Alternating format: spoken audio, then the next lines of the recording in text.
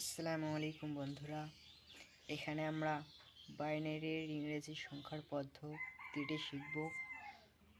এখানে লেখা আছে ABESH আবেশ ইংরেজি সংখ্যা বাইনারি 4টি বিটের সাহায্যে দশমিক পদ্ধতিতে বাইনারিতে প্রকাশ করো। এখন আমরা উত্তর দেব।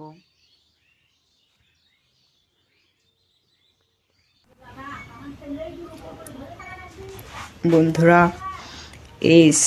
এসটা আমাদের 8 নাম্বার সিরিয়ালে আছে। তাহলে অপারেটরটি আমরা দেখব ইস ইকুয়াল 8 নাম্বার সিরিয়ালে যেহেতু আছে আমরা 8টাকে আগে নেব,